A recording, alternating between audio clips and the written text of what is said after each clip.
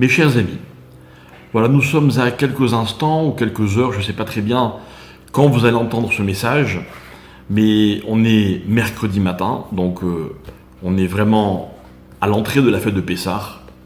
Et je voudrais vous dire un petit mot concernant malheureusement les conditions dans lesquelles nous allons vivre ce Seder cette année.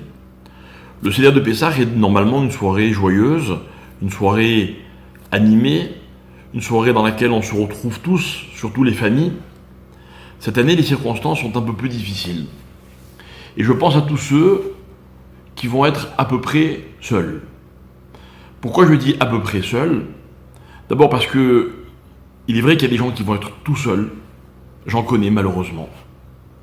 Mais je connais aussi des gens qui ne seront pas complètement seuls, mais éloignés tout de même de leur famille, de leurs enfants, de leurs parents, de leurs petits-enfants, des gens qu'ils aiment, avec qui ils ont l'habitude et envie de partager cette soirée. Alors, je voudrais vous raconter 2 petites histoires. Et ces 2 histoires, elles vont nous prouver une chose, c'est que, premièrement, on n'est jamais seul, et deuxièmement, à un seul moment, de combattre toutes nos angoisses, et vous allez comprendre dans un instant pourquoi. Comme vous le savez, le Seder, le déroulé de la Haggadah est fait pour que on se pose des questions, on s'interroge. Et voilà qu'il y a beaucoup d'usages dont le but est de susciter le questionnement chez l'enfant. Et évidemment, le point culminant de ce que je vous raconte, c'est lorsqu'on arrivera au texte de Manishtana. On a tous en mémoire ces scènes dans lesquelles nos enfants, nos petits-enfants, nos frères et sœurs, nous-mêmes, lorsque nous étions enfants, ou ils étaient enfants, ont chanté ce Manishtana avec plus ou moins de gêne, en le connaissant plus ou moins bien, peu importe dans quelle langue. Mais ce questionnement est une partie intégrante de la Haggadah. Les enfants sont les vedettes de la soirée. Et voilà qu'un jour, un soir de Pessah, était invité un homme qui n'avait pas d'enfant. Chez un tzaddik, celui qu'on appelle le Tiferet Shlomo, qui était un rabbi chassidique, élève lui-même du fameux José Miloublin. Et voilà qu'au moment où on dit que les enfants posent la question, cet homme qui n'avait pas d'enfant était évidemment triste. Le rabbi a compris sa tristesse et il lui a dit « Je vais t'expliquer quelque chose ». À ce moment-là, il est écrit que le fils va poser la question. Dans toutes les Haggadot du monde, j'ai vérifié, que ce soit les tunisiennes, ou les marocaines, ou les ashkénazes, on dit l'enfant pose la question. Dans certaines Haggadot, il est écrit le fils. Et d'ailleurs, lorsqu'on va arriver aux 4 fils, on les appelle les Arba Banim. Alors dit le rabbi à son élève, il lui dit, tu sais, c'est pas seulement le petit enfant qui parle à son papa. Mais en fait, la Haggadah veut nous dire une chose, c'est que ce soir, nous sommes tous les fils. Les fils de notre papa commun, les fils de Akadosh Baruch Hu. Et finalement, lorsqu'on va dire dans la Haggadah que même si on est seul, on doit se poser des questions à nous-mêmes, c'est pas vraiment nous-mêmes qu'on les pose. C'est que Akadosh Baruch Hu est attentif au questionnement de ses enfants.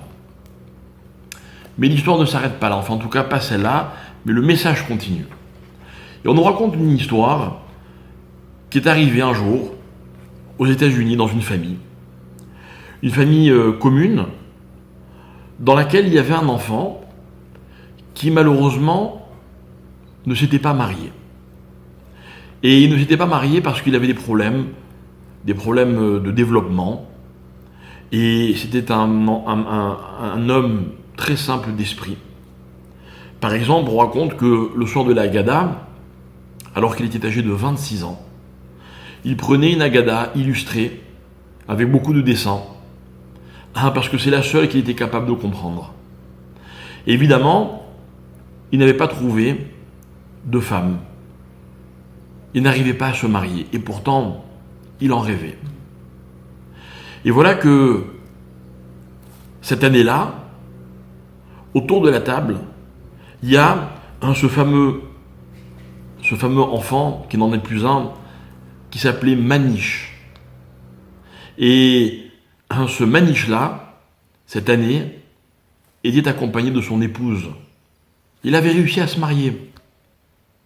Alors parmi les invités qu'il y avait au Seder, il y en a un qui lui demande, lui dit, mais comment ça s'est passé? Raconte-moi. Évidemment, la question était peut-être un peu gênante, mais il l'a posée avec délicatesse. Et donc Maniche n'avait aucune gêne, il lui a dit, je vais t'expliquer comment j'ai fait pour trouver une femme. Il lui a dit, voilà, j'ai lu dans ma Haggadah pour enfants une histoire. Et l'histoire, c'est la suivante. Il y avait un homme qui vivait dans un petit village de Pologne et il se nourrissait d'une boutique qu'il louait au seigneur de la région. Malheureusement, les affaires n'allant pas bien, il n'arrivait plus à payer son loyer. Quelques jours avant Pessah, les autorités rentrent de chez lui et lui disent, voilà, si tu n'as pas payé ton loyer dans les jours qui viennent, nous te chasserons et en plus tu iras en prison pour te punir. Cet homme était désespéré. Désespéré, il va voir son rabbi et il lui dit, rabbi, regarde ce qui m'arrive. Et le rabbi lui dit, mais tu sais, il n'y a rien de dramatique. On arrive au Seder de Pessah. Et dans la soirée du Seder de Pessah, il y a un texte dans lequel nous disons Vanitzak el Hashem Eloke Avotenu. Et nous avons crié, dans le sens de prier, vers Dieu. Ça fait partie de ce que nous allons lire ce soir, mes chers amis. Il lui dit à ce moment-là, prie, et tu verras ce qui va se passer. Alors cet homme, confiant dans son rabbi, arrive au moment de la Haggadah à ce passage de Vanitzak. Et nous avons crié. Et avant de le lire, il dit à sa famille, sa femme, ses enfants, nous allons tous ensemble prier pour que Dieu nous envoie la solution et que nous puissions payer notre loyer. Et voilà que toute la famille se concentre et ensemble, ils prient et ils demandent à Hachem de leur envoyer la solution. Quelques instants plus tard, on entend taper à la porte. On ouvre la porte et on trouve devant la porte un non-juif, voisin, qui habitait juste à côté. Et il avait dans les bras deux marmites, deux grandes marmites, remplies de pièces d'or. Alors tout le monde est étonné, et le voisin dit à ce juif, il lui dit, écoute, tu es le seul voisin en qui j'ai confiance.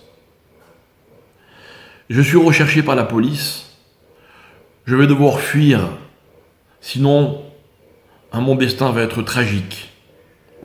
Mais je ne peux pas emporter toutes ces richesses que j'ai amassées, alors je te les confie.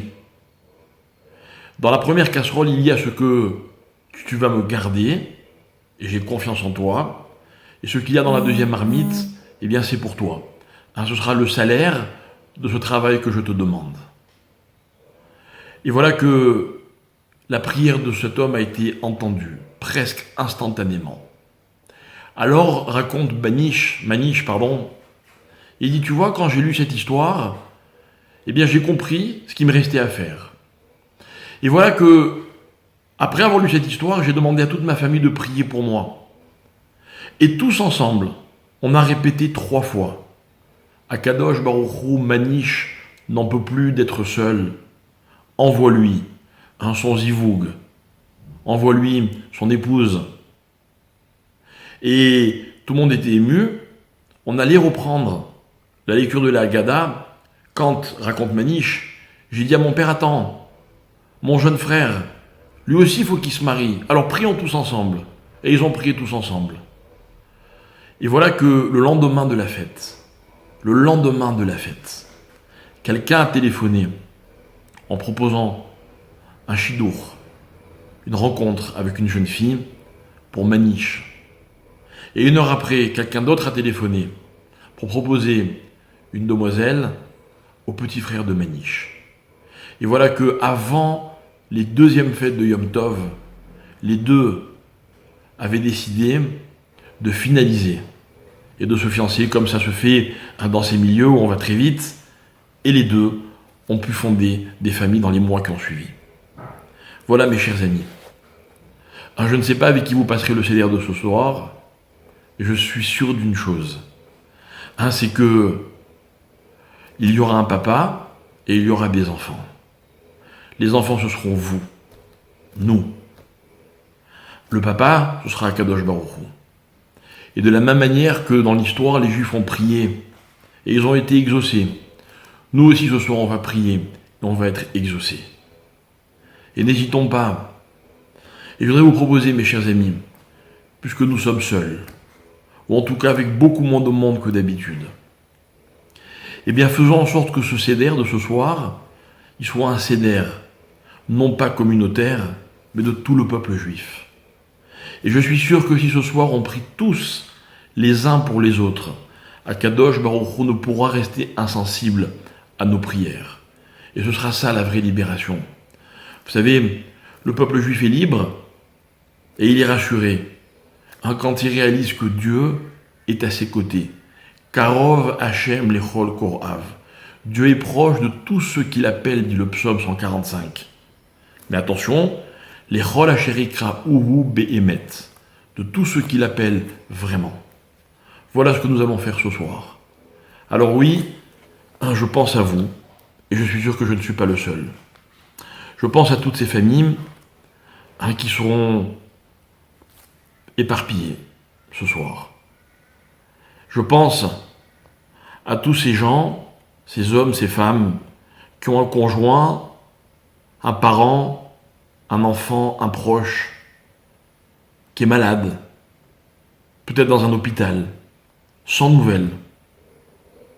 Je pense à tous les célibataires, qui une fois de plus ne sont pas mariés, mais cette année vont faire le seder tout seuls.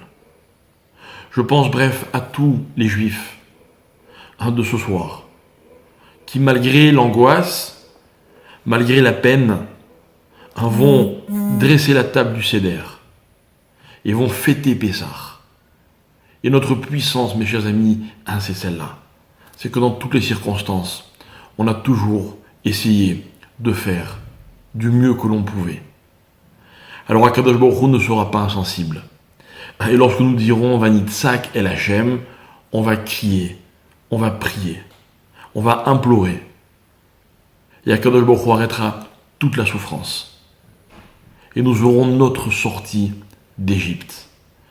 Puisse Hashem entendre nos prières, guérir tous les malades, réunir toutes les familles, que plus personne ne soit jamais seul, que tous les célibataires se marient, que tous les couples aient des enfants, que tous les hommes et les femmes qui s'aiment puissent partager tous les beaux moments de la vie, comme celui notamment de ce soir de Pessah.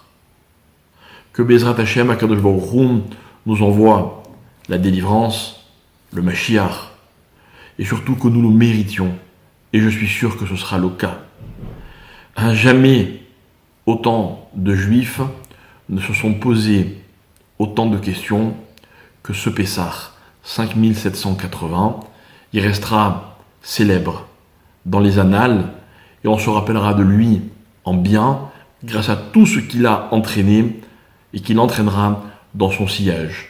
Je suis sûr que très vite, on se retrouvera tous, Bezrat Hashem, pour vivre encore de grandes joies.